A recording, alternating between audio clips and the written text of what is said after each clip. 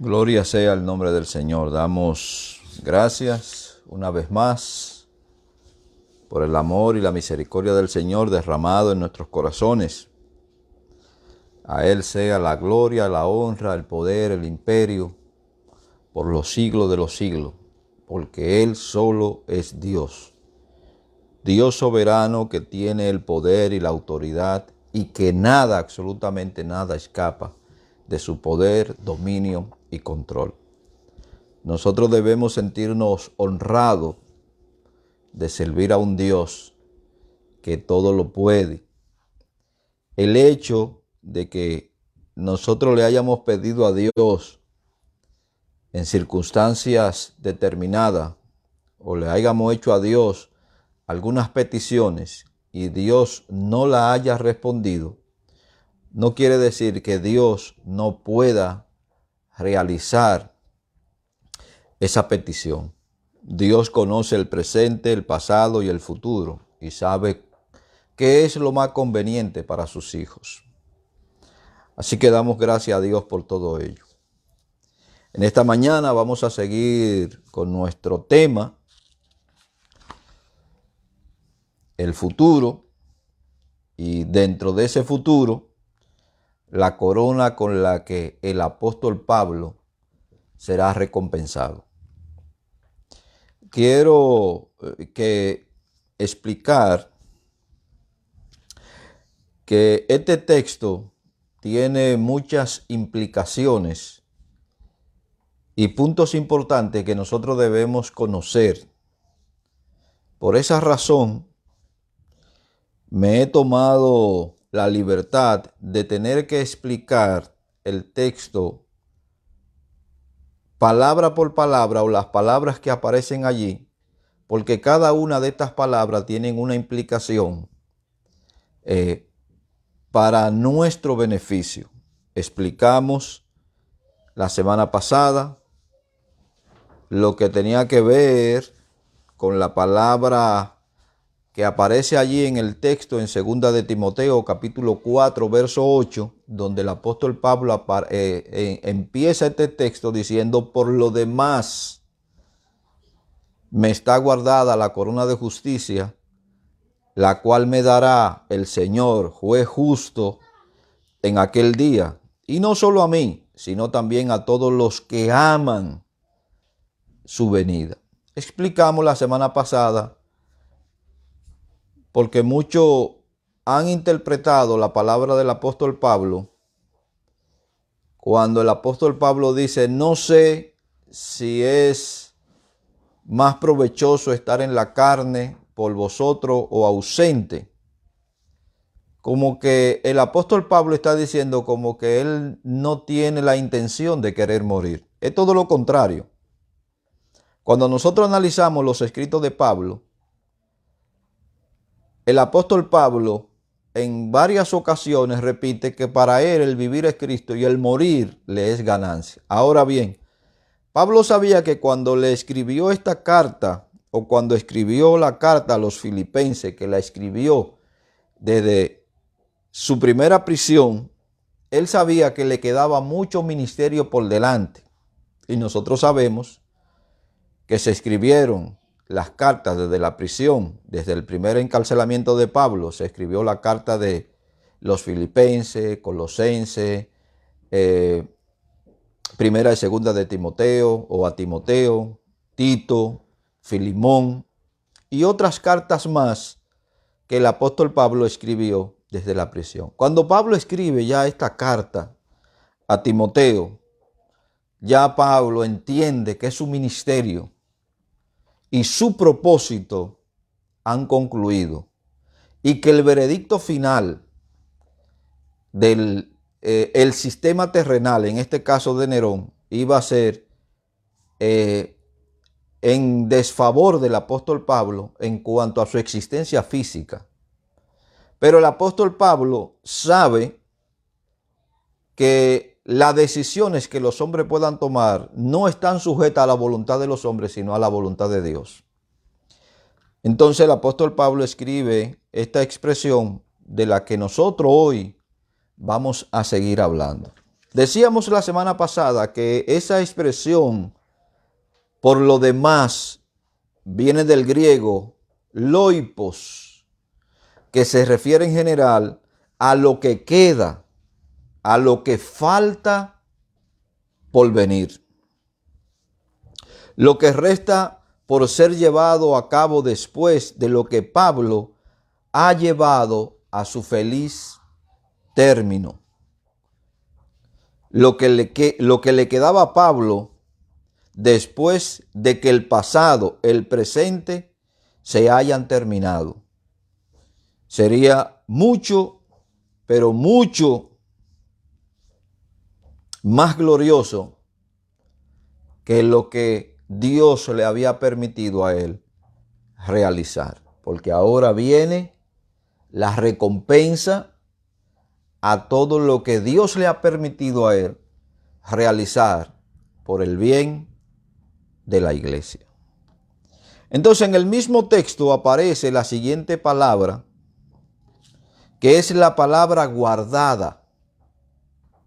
Yo quiero que usted en su casa, donde usted esté, si tiene la oportunidad, si está manejando, no lo haga, solamente escúcheme. Pero si está en su casa y tiene la oportunidad, vaya a 2 de Timoteo, capítulo 4, verso 8, para que vaya comprobando o viendo las palabras que yo le estoy mencionando y pueda comprobar que lo que nosotros estamos hablando desde este lugar está conforme a la palabra de Dios. Allí aparece la palabra guardado, que se deriva del verbo griego apokemai, que Pablo menciona aquí en este texto. Ocurre 3 veces en el Segundo Testamento o en el Nuevo Testamento, como algunos le llaman. Y siempre significa algo que está completamente preparado, almacenado, bien protegido, guardado en un lugar de reserva. Eso es lo que significa esa palabra que el apóstol Pablo utiliza aquí, que nosotros, o Reina Valera, traduce al español del griego apokemai. Está completamente preparado, almacenado, bien protegido, guardado y asegurado en un lugar de reserva. Aparece este verbo 3 veces, o el Señor lo utiliza 3 veces en el Segundo Testamento. En Lucas capítulo 19, verso 20, aparece allí cuando el Señor, en otros evangelios aparece como cuando se le dan los talentos. Aquí aparecen las minas, que también equivalen a dinero. Vino otro diciendo: Señor, he aquí está tu mina, la cual he tenido guardada en un pañuelo. Aquí aparece la palabra apokemai, que significa guardar completamente, es tener almacenado, estar bien protegido, estar guardado y estar en un lugar seguro. La expresión de este siervo es: aquí está tu mina, aquí está tu dinero, el cual yo he tenido guardado bien en reserva en un pañuelo a fin de que no se pierda. También en Colosenses capítulo 1, verso 15, aparece también esta palabra apokemai. A causa de la esperanza que está guardada en los cielos, la cual ya habéis oído por la palabra verdadera del evangelio. Aquí aparece también la palabra apokemai, y está nuestra esperanza de vida, está basada en el Señor, sustentada en el Señor, pero en una promesa que Él ha de cumplir. Y esa promesa está guardada, reservada en los cielos. ¿Quién está en los cielos? En los cielos está nuestro Señor, que ha de cumplir en el tiempo determinado esa promesa que Él nos ha hecho de lo que Él tiene guardado para sus hijos o para la iglesia. En el texto de Colosenses, en el capítulo 1, verso 15, donde nosotros lo hemos leído, aparece también otra palabra que significa palabra verdadera del Evangelio. El Evangelio, hermano, nosotros sabemos que es traído del cielo a la tierra. Y Dios vincula a los hombres mediante el Evangelio, porque el Evangelio, lo que aparte de significar buenas nuevas, es portador. El Evangelio es portador de toda la verdad de Dios. No existe en el Evangelio mentira, o no existe mentira en el Evangelio. Dios expresa sus verdades a través del Evangelio, a través de su palabra. En Hebreo capítulo 9, verso 27, aparece también esta palabra. Y de la manera que está establecido, esa expresión establecido, ahí significa guardado, reservado, preparado, en reserva, protegido, seguro, almacenado, de manera que está establecido para los hombres que mueran una sola vez y después de esto el juicio. Quiere decir que esto está guardado, reservado, protegido, almacenado, seguro para que se manifieste cada vez que el hombre muera y Dios ha establecido o va a establecer su juicio con el hombre. Aquí es algo que Dios mismo ha aderezado, y esa palabra aderezar es apuñado, arreglado. Dios ha compuesto y le ha guardado aparte, en reserva, al apóstol y a todos los creyentes. Lo que el apóstol Pablo está diciendo con esa palabra guardado es que Dios ha acuñado, ha arreglado, ha puesto, ha guardado aparte y en reserva lo que él ha de darle al apóstol Pablo y a todos los que mueran en Cristo Jesús. Los creyentes almacenan con anterioridad cierta parte de su tesoro. Jesús dijo en Mateo 6:20, sino haceos tesoros en el cielo, donde ni la polilla ni el orín corrompen, y donde ladrones ni minan ni hurtan. La pregunta entonces que tendríamos que hacernos aquí, en el texto de Mateo: ¿cómo hago tesoro en el cielo? ¿Cómo hace la iglesia tesoro en el cielo? ¿Cómo atesora la iglesia algo en el cielo? Pablo le escribe a Timoteo en el capítulo 6, versos 18 y 19 lo siguiente: que hagan bien, que sean ricos en buenas obras, dadivosos y generosos. Entonces la palabra de Dios nos está diciendo la forma en que nosotros reservamos, atesoramos, guardamos tesoros en el cielo. En el verso 19 de Timoteo nos dice: atesorando para sí buen fundamento para lo porvenir, que echen mano de la vida eterna.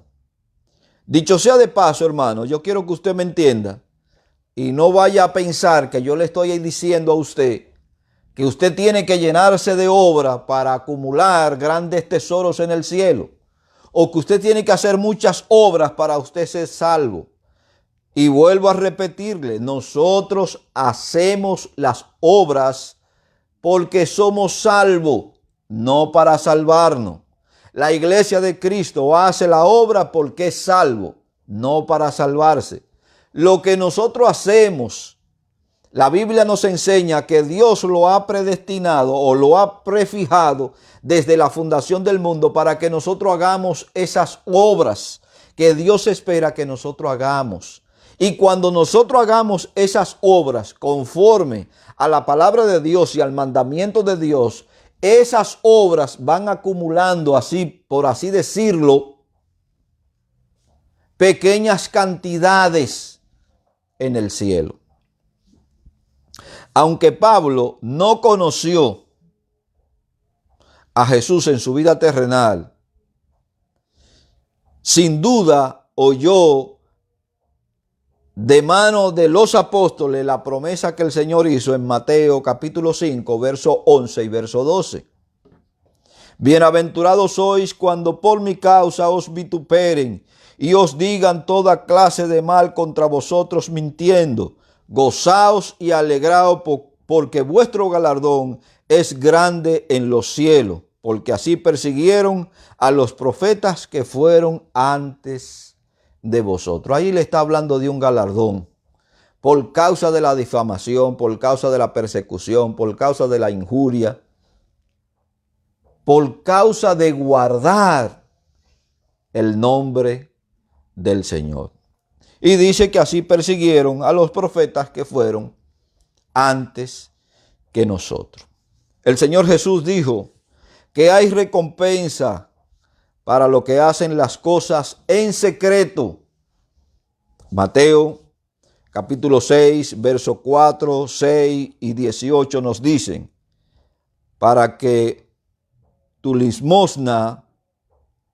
sea tu limosna en secreto, y tu Padre que ve en lo secreto, te recompensará en público. Mas tú, cuando ores, entra en tu aposento y cerrada las puertas, ora a tu Padre que está en secreto, y tu Padre que ve en lo secreto, te recompensará en público, para no mostrar a los hombres que ayuna, sino a tu Padre que está en secreto, y tu Padre que ve en lo secreto, te recompensará en público. Aunque aquí Mateo está hablando en una existencia física terrenal de lo que Dios va a hacer, también nos está diciendo que Dios nos va a recompensar en público.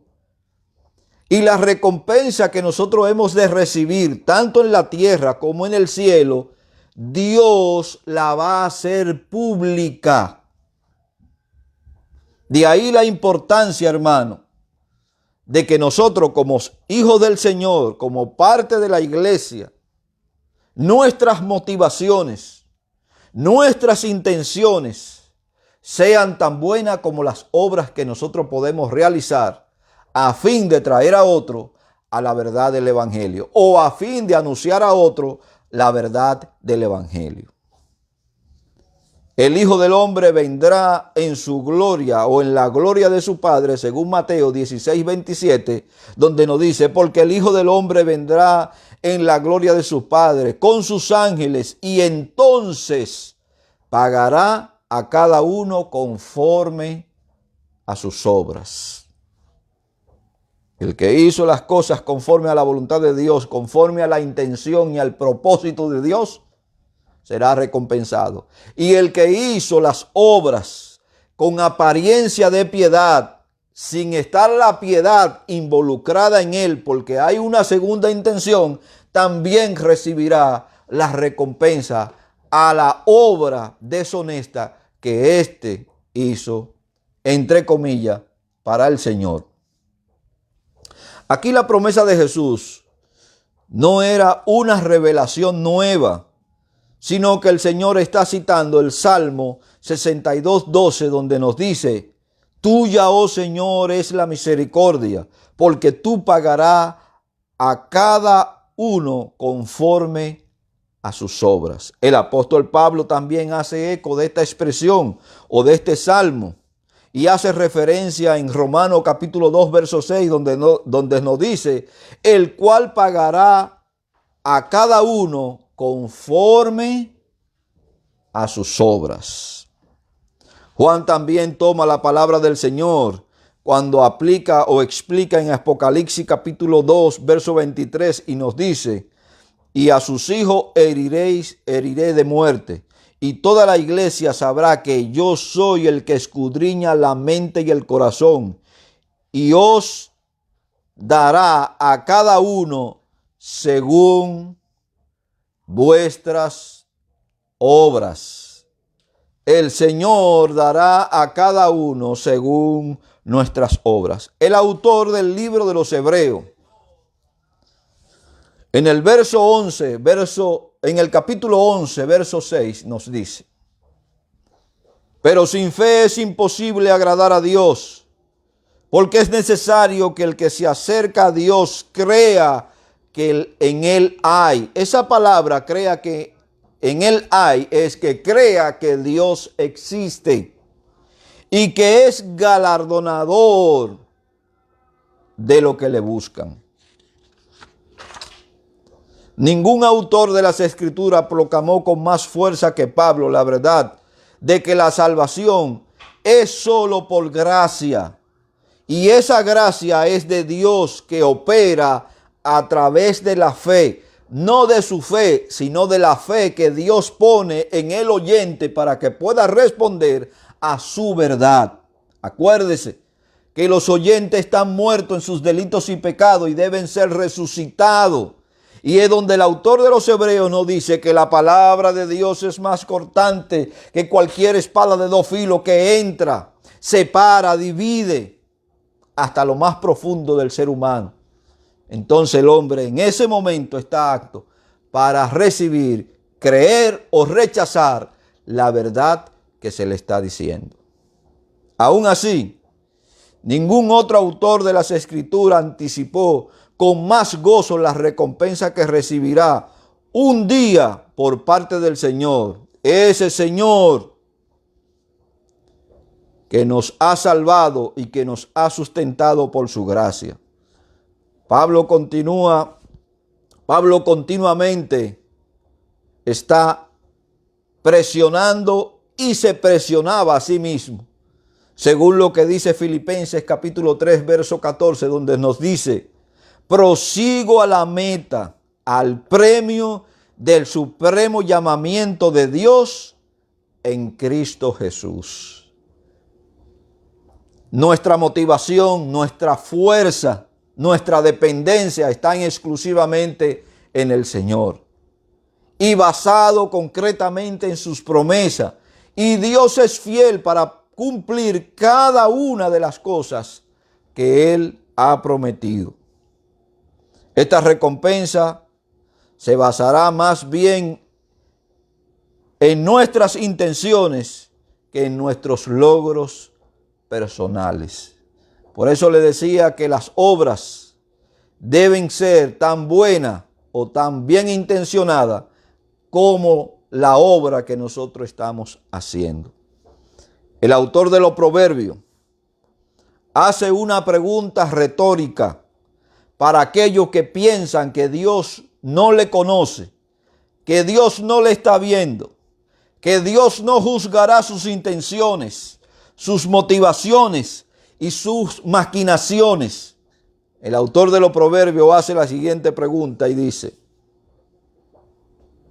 en Proverbios capítulo 24, verso 12 nos dice: porque si dijereis, ciertamente no supimos, ¿acaso no lo entenderá el que pesa los corazones? El que mira tu alma, él lo conocerá y dará al hombre según sus obras. Dios conoce las intenciones, Dios conoce las motivaciones, Dios conoce el interés que está envuelto en cada obra que nosotros podamos hacer. Podemos engañar al hombre, pero a Dios jamás lo vamos a engañar. Las buenas obras movidas por el egoísmo pueden ser de gran ayuda para las demás personas y Dios la puede usar para su gloria, pero no recibirán recompensa a quien haga una obra movida por el egoísmo o por algún sentimiento oculto. Ahora, el texto nos presenta otra expresión que es la palabra corona. Segunda de Timoteo capítulo 4, verso 8. Por lo demás, luego la recompensa y ahora la corona. La palabra corona que aparece allí es la traducción de estéfanos, que tiene el significado literal de rodear y se usa para las coronas o aguinaldas trenzadas que vestían en las cabezas los dignatarios, los vencedores militares y los ganadores en competiciones atléticas como marca de honor. Por esa expresión, por esa razón Pablo utiliza esa expresión corona allí. Porque Pablo entendía el significado en la aplicación de esa expresión y quiénes podían usar, a quienes le era otorgada una corona, una guinalda que era trenzada, que se iba a colocar en la parte superior de su cabeza, y quiénes eran los que exhibían esta corona: líderes militares, autoridades como el emperador, pero también aquellos que eran ganadores en las competiciones atléticas. Bendito sea el nombre del Señor. Con respecto a la corona, también los soldados romanos pusieron un estéfano de espina mientras se burlaban, llamándolo rey de los judíos, según Mateo 27, 29. Jesús, en su lecho de muerte, o no en su lecho de muerte, sino en su ejecución por causa de nuestros pecados, fue coronado con un estéfano de espina alrededor de su cabeza, que también hirieron su cuero cabelludo. La corona, que es el premio que se describe de varias maneras. Es una corona de justicia o de vida. Según Apocalipsis capítulo 2, verso 10 nos dice: no temas en nada lo que vas a padecer. He aquí el diablo echará a alguno de vosotros en la cárcel, para que seáis probados, y tendréis tribulación por 10 días. Sé fiel hasta la muerte, y yo te daré la corona de vida. También se le denomina la corona de gozo. Primera de Tesalonicenses capítulo 2, verso 19 nos dice: ¿cuál es vuestra esperanza, o gozo, o corona con que me glorié? ¿No sois vosotros delante de vuestro Señor Jesucristo en su venida? También esta corona se le da el nombre de gloria, según Primera de Pedro capítulo 5, verso 4, donde nos dice: cuando aparezca el príncipe de los pastores. Aquí no hay príncipe de profeta, ni príncipe de apóstol, ni príncipe de levita, ni adoradores. El príncipe de los pastores. Vosotros recibiréis la corona incorruptible de gloria. Pablo dice en 2 de Tesalonicenses capítulo 2, verso 5: y también al que lucha como atleta no es coronado, sino lucha legítimamente. La corona que nosotros hemos de recibir, aunque recibe todos estos calificativos, hermano: la corona de gloria, la corona de vida, la corona de gozo, la corona de justicia. Esa corona será puesta, hermano, alrededor de nuestra cabeza, hablando en términos figurados, solamente para aquellos, y está preparado solamente para aquellos que luchan, compiten legítimamente. Acuérdese que Mateo dice que en aquel día muchos le dirán al Señor: Señor, Señor, en tu nombre echamos, hicimos, volteamos. Y el Señor le va a decir: apartaos de mí, malditos, hacedores de maldad, nunca os conocí. Porque aunque estuvieron ministrando y ejerciendo dentro del evangelio, no eran parte del evangelio. Dios tiene la responsabilidad de respaldar su palabra. El hecho de que las personas hagan milagros o hagan señales no lo identifica como verdadero siervo de Cristo. Lo que te identifica como verdadero siervo de Cristo son los frutos de justicia que se manifiestan mediante la vivencia del Espíritu Santo. Gálatas capítulo 5, donde se nos presentan las obras de la carne y las obras del Espíritu, o los frutos, o el fruto del Espíritu. Primera de Corintios capítulo 9, verso 25 nos dice: todo aquel que lucha, de todo se abstiene, ello a la verdad para recibir una corona corruptible, pero nosotros una incorruptible. Ahora, ¿de qué tú tienes que abstenerte como parte del cuerpo de Cristo? Y puedo decir fácil del pecado en términos general, porque todo lo que transgrede la ley de Dios es considerado por él como pecado.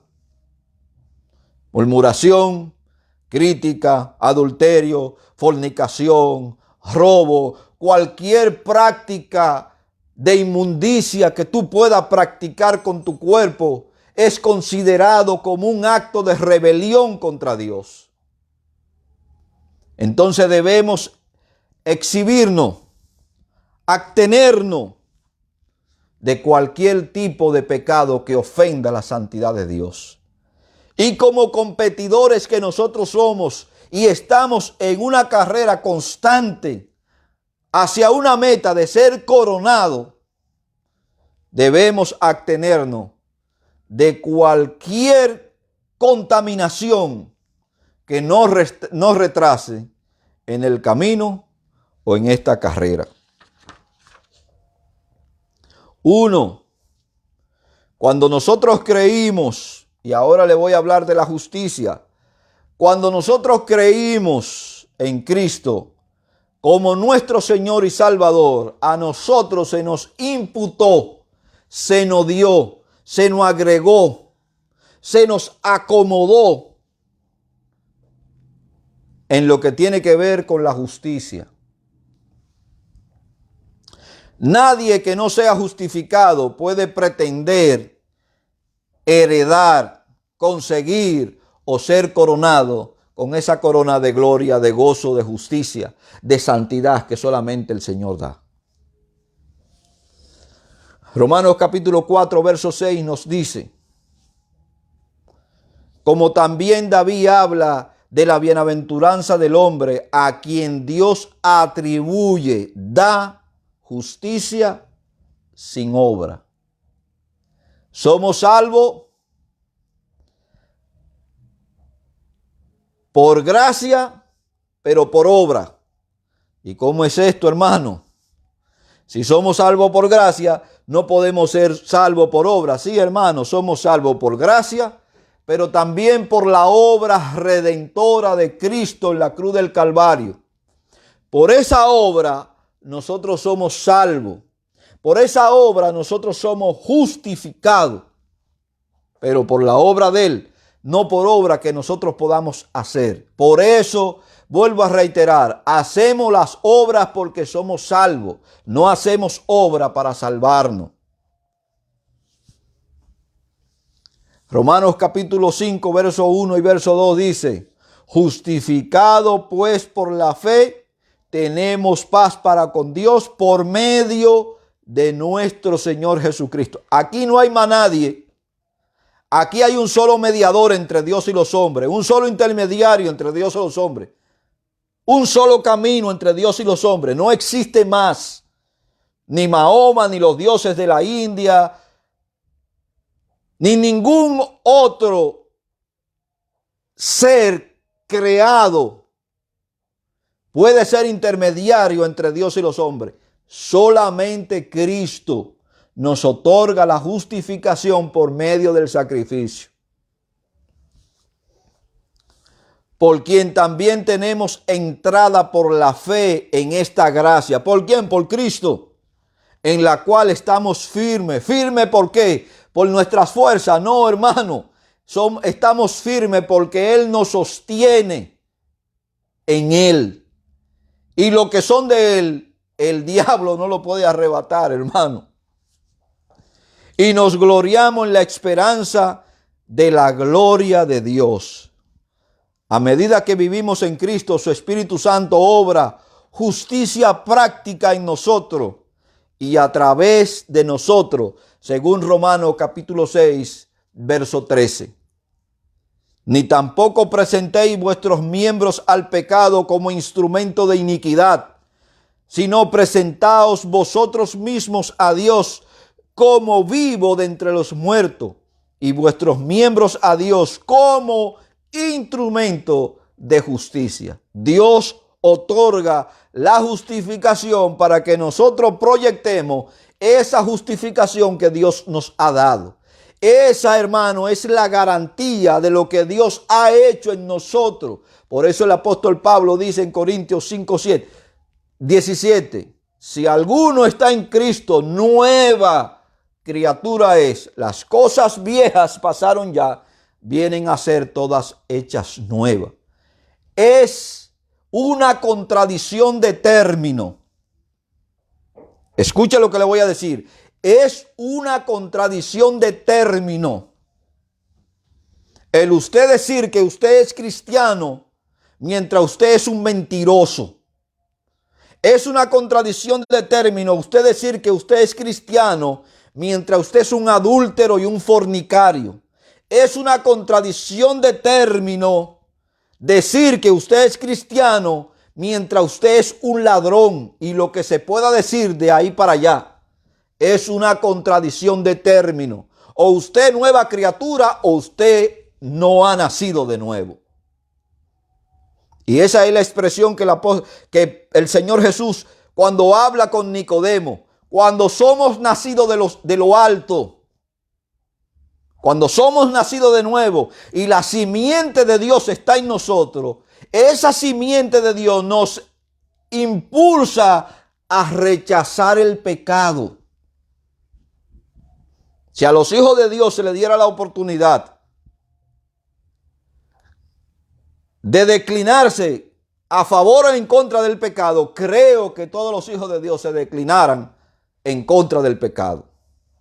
Si nos dieran la opción de no pecar, hermano, créame que los hijos de Dios optarían, tomarían esta opción, porque la simiente de Dios nos impulsa a alejarnos cada día más del pecado. Efesios capítulo 5, verso 9 nos dice, porque el fruto del Espíritu es en toda bondad, justicia y verdad. Esa palabra justicia que está impregnada en el texto, hermano, que hemos leído, esa justicia de Dios nos ha alcanzado. Esa justicia de Dios mediante el Espíritu está llena de bondad y llena de verdad.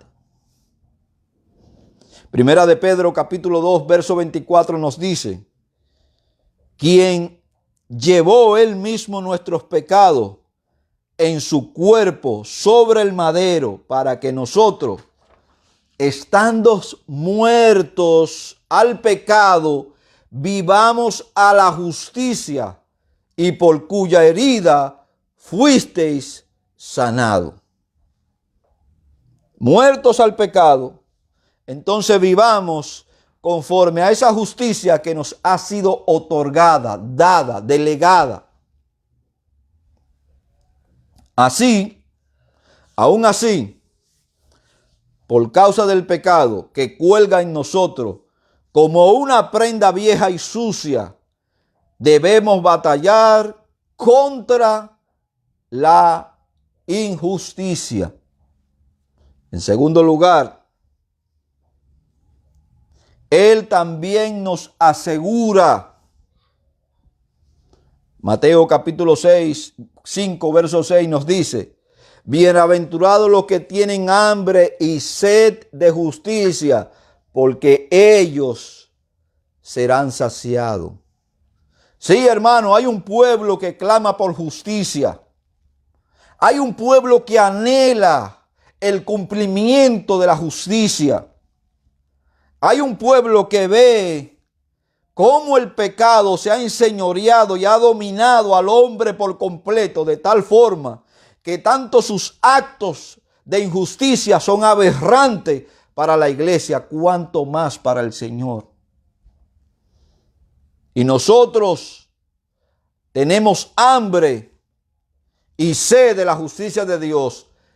Pero lo bueno de todo esto, hermano, es que la iglesia de Jesucristo será saciada de esa hambre y de esa justicia que hoy nosotros no vemos en este sistema terrenal.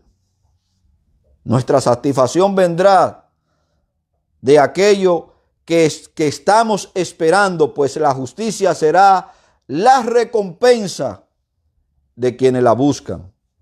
Los creyentes, por el Espíritu, guardan con ansia o aguardan con ansia la esperanza de la justicia, según Gálatas capítulo 5, verso 5.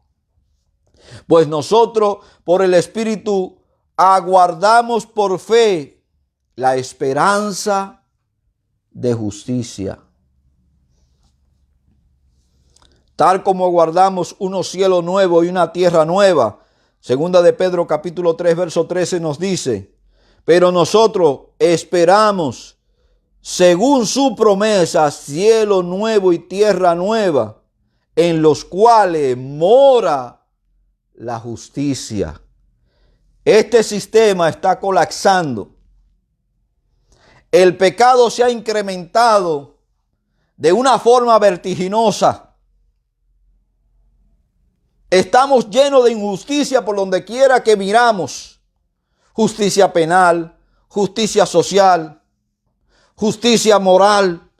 Estamos, hermano, al colapso total. Pero esperamos la manifestación de los cielos de esa justicia. ¿Por qué? Porque el reino de Dios es justicia. Según Romanos 14, 17 nos dice: porque el reino de Dios no es comida ni bebida, sino justicia, paz, gozo en el Espíritu Santo. Dios manifestará su justicia. La justicia es aquella que, por la provisión misericordiosa del Señor, algún día será nuestra cosecha. Segunda de Corintios capítulo 9, verso 10 nos dice: y el que da semilla al que siembra y pan al que come, proveerá y multiplicará los frutos de nuestra justicia. No podrá ser de otra manera, porque sabemos que cuando Él se manifieste, seremos semejantes a Él, porque le veremos tal y como Él es.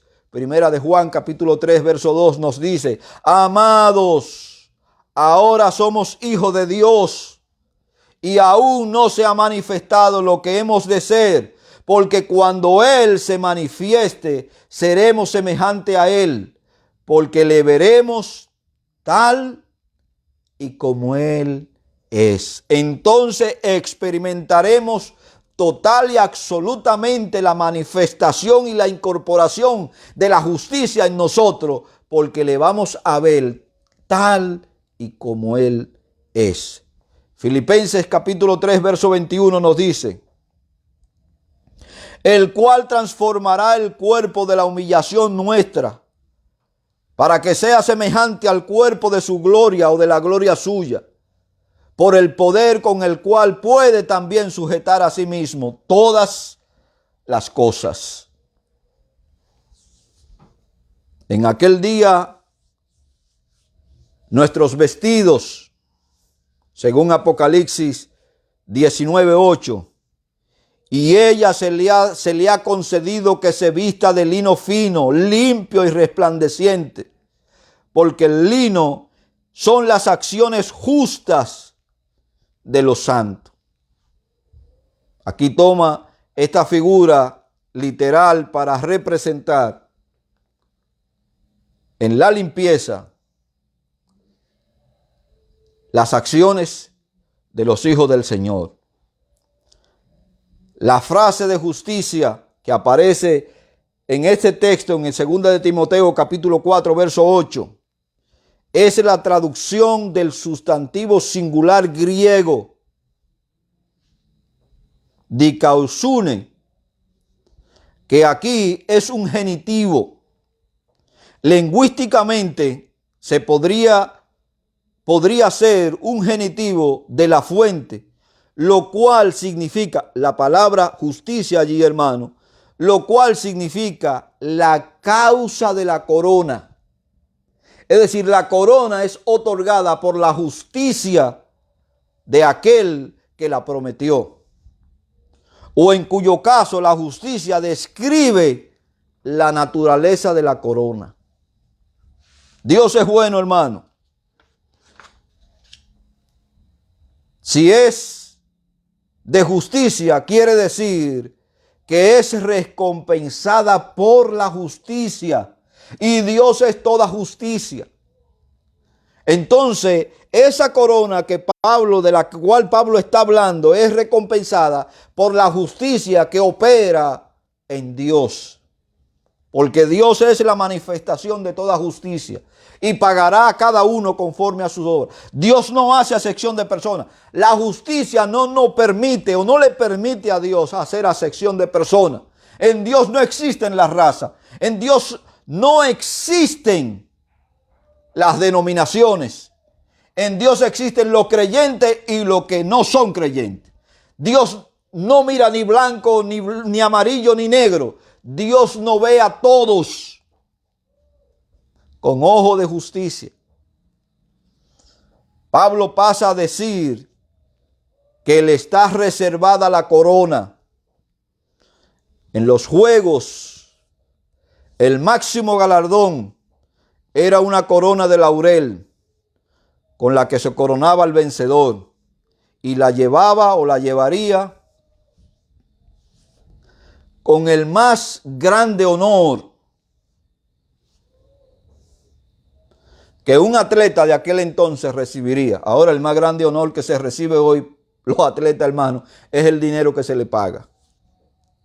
Pero para un atleta del primer siglo, de esos tiempos de Grecia, hermano, el honor más grande era poder ser coronado y poder llevar con honor esa corona que mediante su esfuerzo y sacrificio él se había ganado.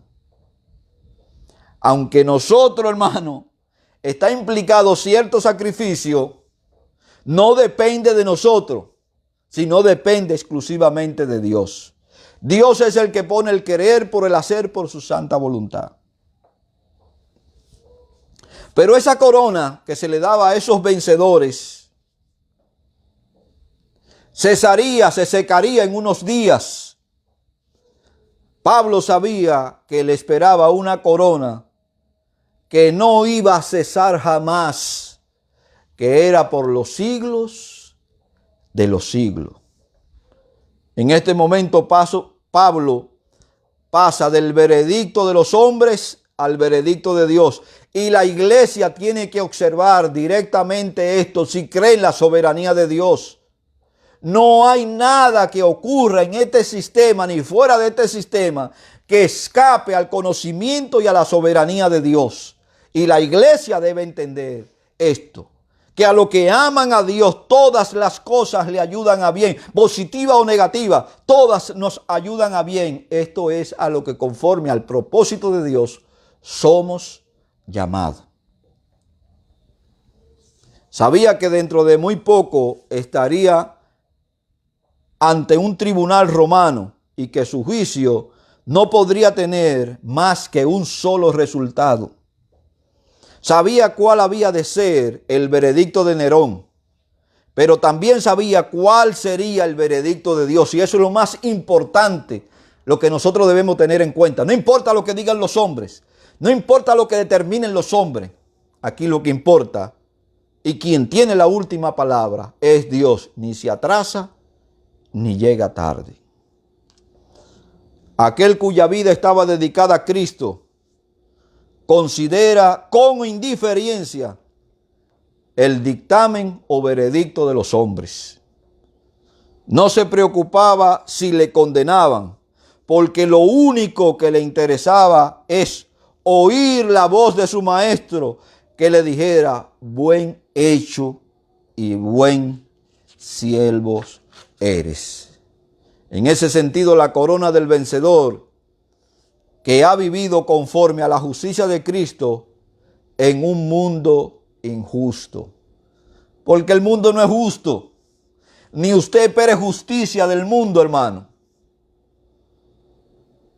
Espere la justicia que le viene del cielo. No es que la corona sea un mérito personal que el creyente alcanza por derecho propio o esfuerzo humano, sino que la justicia de esa corona se basa en la fidelidad de Dios y de lo que Él ha prometido. Santiago capítulo 1 verso 12 nos dice: bienaventurado el varón que soporta la tentación, porque cuando haya resistido la prueba, recibirá la corona de vida que Dios ha prometido a los que le aman. Primera de Pedro 5:4 dice: y cuando aparezca el príncipe de los predicadores, de los pastores, vosotros recibiréis la corona incorruptible de vida. La recompensa a los verdaderos, esa recompensa a los verdaderos y a los vencedores necesariamente implica la victoria de Cristo, puesto que, según lo que dice Juan capítulo 15, verso 5, hablando de Cristo, donde Él dice: yo soy la vid, vosotros los pámpanos. El que permanece en mí y yo en él, éste lleva mucho fruto, porque separado de mí, nada podéis hacer. Y cualquier cosa que nosotros podamos hacer separado de Cristo, no cuenta como recompensa en los cielos. Pablo conocía que su poder en la carrera procedía de la gracia y de la fuerza del Señor. Primera de Corintios capítulo 15, verso 10, el apóstol nos dice: pero por la gracia de Dios soy lo que soy, y su gracia no ha sido en vano para conmigo. Antes he trabajado más que todos ellos, pero no yo, sino la gracia de Dios conmigo. Siempre es la gracia de Dios impulsando, empujando, motivando, sustentando, guardando al hombre. Aquí no hay hombre fuerte, hermano. No, aquí no hay campeones. Aquí somos una patrulla de fracasados, pero fracasado victorioso en Cristo, porque Él ha conquistado la victoria por nosotros y nos la ha otorgado a nosotros. Y hoy podemos decir que somos salvos y permanecemos en Él por lo que Él ha hecho en nosotros. Usted no es santo porque usted ha elegido la santidad. Usted es santo porque Dios lo eligió para la santidad y lo guarda dentro de los parámetros de esa santidad. En la anterior prisión, el apóstol Pablo hablaba del poder que no podía ser suyo sino de Cristo. Cuando decía en Filipenses 4:13, Pablo está preso cuando está escribiendo esta epístola: todo lo puedo en Cristo que me fortalece. Aguantar la prisión, aguantar el tormento, aguantar la persecución, aguantar los latigazos, aguantar ser apedreado, aguantar naufragio, aguantar persecución, muerte. Y él decía: todo esto lo puedo en Cristo que me fortalece. De modo que cuando habla Timoteo de la corona de justicia, ha de entenderse que no se puede hablar de justicia que uno merece, puesto que no hay justo, según Romanos capítulo 3, verso 10. Como está escrito: no hay justo ni aun uno. Cuando hablamos de la justicia, entonces hablamos de la recompensa que Dios ha prometido a quienes vivan en la fidelidad y se hayan comprometido en la fe y por fe. El apóstol tenía la seguridad de recibir la eterna corona de justicia, la misma corona que el Redentor otorgará en perfección completa a cada creyente glorificado. Y el apóstol Pablo dice, el Señor me dará. Y aquí lo dejamos, hermano, para continuar el próximo domingo con esa expresión, el Señor me dará. Dios le bendiga, Dios le guarde, en el nombre poderoso del Señor Jesús. Recuerde que si quieres escuchar otros estudios bíblicos, predicaciones o enseñanzas que hemos estado realizando o que hemos realizado, puede buscarnos en YouTube por Iglesia Cristiana Los de Berea. Allí va a encontrar varias denominaciones con este nombre. Nuestro logo es un círculo con la Biblia abierta. Puedes cliquear allí y también puedes suscribirte. O nos puedes buscar en Facebook por Iglesia Cristiana Los de Berea o Tony LDR y también nos encontrará. Dios te bendiga, Dios te guarde y la paz sea con cada uno de ustedes.